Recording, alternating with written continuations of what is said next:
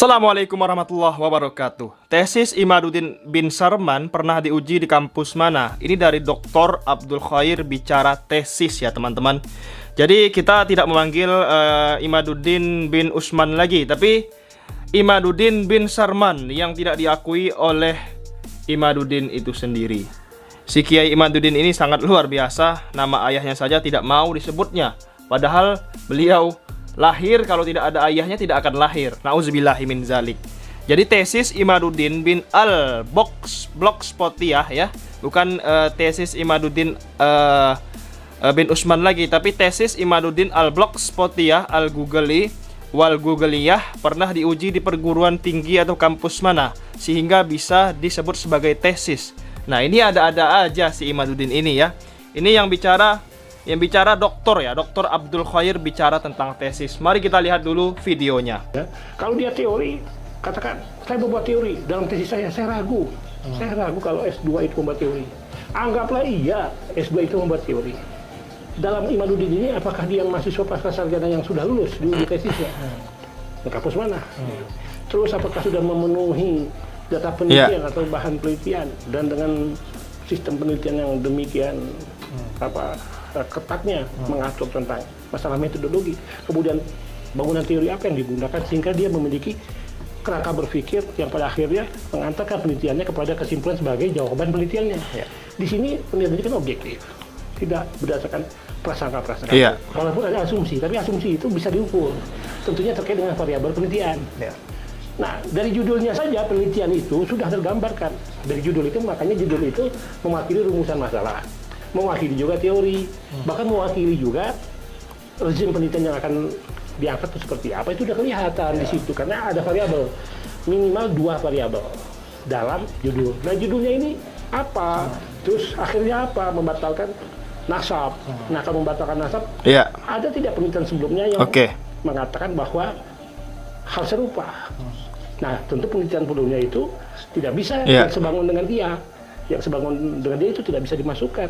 Kalau hanya berdasarkan data yang sedikit itu tidak bisa, karena dia harus melakukan penelitian lapangan juga. Kalau mau fair, penelitian lapangan itu demikian susah dan membuat kita pusing, karena ada penelitian itu menyangkut dengan penelitian sejarah, dikaitkan penelitian empiris lainnya dengan mengambil responden dalam satu populasi, dan itu terkait dengan kegunaan daripada penelitian itu. Hasilnya seperti apa? Nah, ini kalau dia buka tesis, dinyatakan tesis, berarti itu adalah berita bohong. Oke, baik Bang. Tadi kita kembali ke unsur pasal 28 ya Bang, ayat 2 ya.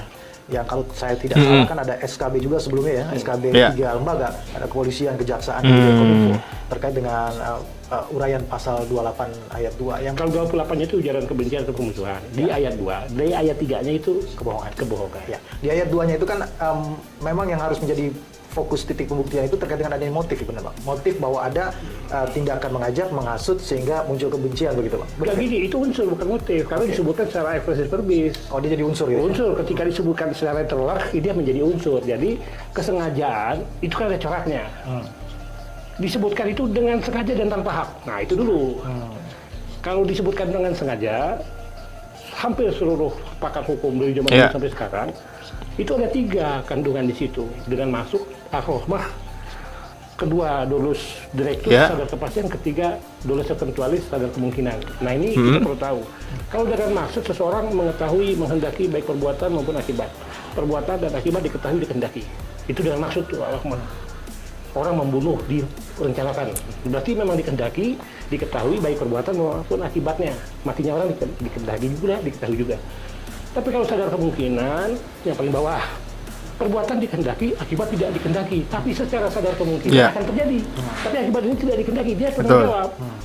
Misalkan, seseorang punya KTP, punya motor, tapi tidak memiliki SIM, tidak memiliki STNK. Ada lampu merah, ada polisi. Karena dia tidak punya SIM, tidak lampu merah, ada razia, dilabras ini lampu merah untuk menghindari razia. Ketika dilabras lampu merah, maka orang lewat. Kemungkinan orang lewat akan tertabrak kalau tidak masuk rumah sakit, kalau tidak berkuburan meninggal. Kemungkinan itu tidak dikehendaki, tapi dia wajib bertanggung jawab. Ada lagi sadar kepastian, dolus eventualis. Kalau sadar kepastian lebih naik sedikit antara kemungkinan dan dengan maksud. Perbuatan dikehendaki, akibat tidak dikehendaki, tapi pasti terjadi.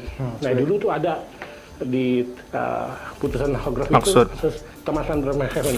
Jadi dinamit memang dimasukkan ke kapal untuk dikirimkan. Maksudnya dinamit ini akan diledakkan. Motivasinya adalah agar dapat asuransi ledaknya kapal ini. Tetapi karena ceroboh awak kapal mengangkat dinamit tidak pada tempatnya sehingga jatuh meledak. Pak, itu secara pasti akan terjadi kalau dinamit itu meledak di kapal, kapal pasti hancur. Akibat tidak dikehendaki dia bertanggung jawab. Kemas berbehavior. Nah, terkait dengan Imanuddin, kalaupun seandainya jikalau dia tidak menghendaki adanya kerusuhan, tapi secara kepastian atau secara kemungkinan dia wajib dipidana. Karena secara kepastian, secara kemungkinan pernyataan itu akan berimplikasi di masyarakat berupa timbulnya kerusuhan, mengganggu ketertiban. Dia wajib dipidana. Terkait dengan itu tadi Bang, kembali kepada unsur yang mengajak itu ya, menghasut kebencian. Itu dan bentuknya perbuatannya apa Bang? Dari yang tadi yang disebutkan itu. Mengajak, menghasut, itu kan dari ucapan. Oh, ucapannya si peneliti ini? Seolah-olah ucapannya itu didasarkan dari penelitian dia, yang dikatakan tesis. Dan dia dengan yakinnya sangat-sangat mengatakan ainul yakin, hakul yakin dan segala macam lah, saya nggak tahu itu. Tapi dia menyatakan yakin waktu dia dengan Romai Rama, sangat yakin membatalkan berdasarkan penelitian dia. Disampaikan di ruang terbuka, di tempat umum itu kan, ruang terbuka itu. Ini kan mengajak orang, menghasut orang untuk tidak mempercayai. Membatalkan nasab. Terjadi pro kontra. Nah, yang mendukung Imanuddin ini demikian juga banyak timbul kan. Kenapa? Karena penelitian dia. Nah, penelitian dia itu apakah benar dikatakan tesis? Ternyata tidak. Tesis. Betul banget. Karena dia bukan tesis, dengan jargon itu kemudian orang tertarik mengikuti karena dia mengajak. Tidak dapat dikatakan dia tidak mengajak, menghasut. Pernyataannya itu sudah jelas menghasut untuk tidak mempercayai bahwa Ba'alwi adalah keturunan Rasulullah. Kan itu mengajak, menghasut. Agar orang tidak mempercayai. Itu bentuk perbuatannya itu ya? Itu adalah unsur delik. Unsur delik itu nyata. Kalaupun motivasi bukan unsur delik. Memang harus dipidanakan si Imaduddin ini. Dapat digunakan oleh penyidik untuk menyingkap lebih lanjut dalam kaitannya dengan sengaja tadi, motivasi. Tapi motivasi bukan unsur, tidak perlu dibuktikan. Yang dibuktikan adalah unsur. Dan dengan sengaja itu ditambahkan lagi tanpa hak. Jadi dengan sengaja dan tanpa hak. Orang ini menyampaikan sesuatu tanpa hak, dia kena delik. Karena di ayat 2 pasal 28 itu dengan sengaja dan tanpa hak. Tanpa hak itu apa? Tanpa hak itu tanpa kewenangan, bertentangan dengan hak orang lain. Tidak punya alas hak. Tidak ada legal standing. Saya punya hak, tapi ketika hak saya gunakan bertentangan dengan hak orang lain. Saya salah. Saya menyatakan sesuatu, tapi tanpa hak karena saya tidak punya legalitas. Saya bilang, ini hasil penelitian saya. Tapi itu bukan hasil penelitian, itu bukan tanpa hak. Disertasi saya tentang Syiah, membangun politik hukum, sistem ketahanan nasional terhadap ekspansi ideologi internasional Syiah Iran. Itu disertasi. Saya dengan hak menyampaikan itu karena itu disertasi saya. Dan sudah diuji ya? Sudah diuji. Saya berhak menyampaikan itu. Ya, jadi saya ada hak. Tapi kalau orang bilang ini tesis, tapi bukan tesis, dia tanpa hak. Dia tanpa hak. Ketidakhak hak itu merupakan unsur delik. Disitulah ada sifat melawan hukumnya. Berarti unsur itu pun terpenuhi? Terpenuhi. Berarti tadi unsur apa? Yang sengaja dan tanpa hak juga terpenuhi? Terpenuhi. Kalau dengan sengaja ini kan pilihan. Bisa dengan hak, ada proses, ada kemungkinan. Minimal saya kemungkinan masuk ini. Tanpa hak udah jelas. Ya, mengajak. Tanpa hak. Karena dia bukan pasca sarjana yang lulus dalam ujian tesisnya di universitas kelas tertentu. Kemudian unsur mengajak, menghasut, ya termasuk memfitnah. Itu jelas. Kenapa jelas? Mengajak menghasut ini kepercayaan, karena itu didasarkan yang dituju itu orang atau sekelompok orang itu didasarkan kepada agama. Memfitnah juga, etnis dan kepercayaan. Saya percaya Ba'alwi itu dari zaman dulu dipercayai itu Rasul. Dan itu tidak perlu dibuktikan secara ilmiah. Tidak perlu. Yang namanya pengetahuan umum. Betul. Itu kalau mau dibuktikan, silahkan buktikan itu dalam kaitannya menemukan bahwa secara ilmuwan nasab dengan teori-teori tertentu dalam kaitannya dengan peranan Ba'alwi masuk ke Indonesia dan menyebarkan agama itu silahkan. Ketika Ba'alwi ini dinafikan, maka siapa penyebar agama Islam di Indonesia? Ini masalah baru dalam teori masuknya Islam. Dulu kalau kita masih SD itu kita kenal teori Gujarat. Tapi apakah orang Gujarat? Kan tidak. Ini orang Yaman, kalangan dari Bali yang singgah ke Gujarat baru ke Indonesia. Bukan orang Gujarat. Gitu. Terus ada lagi teori dari Cina. Nah ini kan bertabrakan. Oleh karena itu teori itu tidak digunakan untuk kepentingan yang bersifat subjektif. Dia harus objektif. Kalau saya ada rasa sentimen ke seseorang, kemudian saya jadikan itu dalil, motivasi untuk melakukan penelitian, katakan penelitian disertasi, atau sekelompok orang karena rasa sentimen, itu nggak bisa. Jadi harus objektif. Karena didasari dengan kepantasan hiburan. Jam pasal 28 itu terpenuhi semua unsur. Terpenuhi. Kalau ayat 3-nya itu berita bohong. Berita bohong. Betul. Karena berita bohong di sini, dia menyebarkan berita atau pemberitaan itu yang tidak lengkap. Tidak pasti, berkelebihan. Kalau yang ini Terpenuhi ya. tidak lengkap atau berlebihan atau Wah, yang tidak banyak pasti. ini Ya, Imat masuk masuk kasus semua. ini. Tidak pasti itu bukan tesis. Betul. Tidak lengkap. Ya. Berkelebihan, tidak lengkap ya. Tidak lengkap data penelitiannya. Yang tadi dikatakan hanya 2 buku itu ya. Data penelitian ini terkait metodologi, terkait dengan teori, berkelebihannya itu dengan statement yang begitu hakul yakinnya disampaikan, bukan keturunan Nabi. Itu membatalkan seluruh kepercayaan mayoritas penduduk Indonesia yang dari zaman dulu mempercayai itu.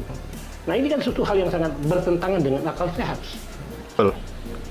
Luar biasa teman-teman semua, si Imaduddin bin Sarman ini ya kan. Gua kadang heran dengan dia, apa motivasi dia melakukan itu sehingga mereka bersekutu antara Imaduddin, Fuad Pleret, Kori dan lain-lain teman-teman. Di podcastnya dengan Roma Irama ya, pastinya ratusan ribu yang nonton, pastinya ada yang percaya dengan ucapan si Imaduddin bin Sarman ini. Nauzubillah summa nauzubillahi min zalik. Sementara Habaib Ba'alawi itu sudah ada dari zaman dulu. Dari Yaman berdakwah ke Gujarat, kemudian singgah ke Gujarat baru ke Indonesia. Pada akhirnya menetap dan menikah, mempunyai anak sampai sekarang di Indonesia. Begitu pula sampai sekarang. Yang Indonesia ke Yaman mondok, kemudian pulang menyebarkan agama Islam. Kan luar biasa. Kemudian ada tesis, padahal bukan tesis. Tesis ini kan orang yang selesai kuliah, selesai sarjana, pasca sarjana melakukan tesis. Ini bukan.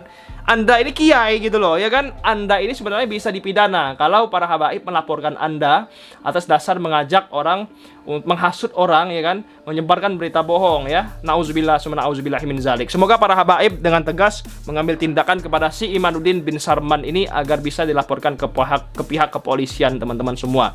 Oke, sekian video kali ini. Jangan lupa subscribe. Assalamualaikum.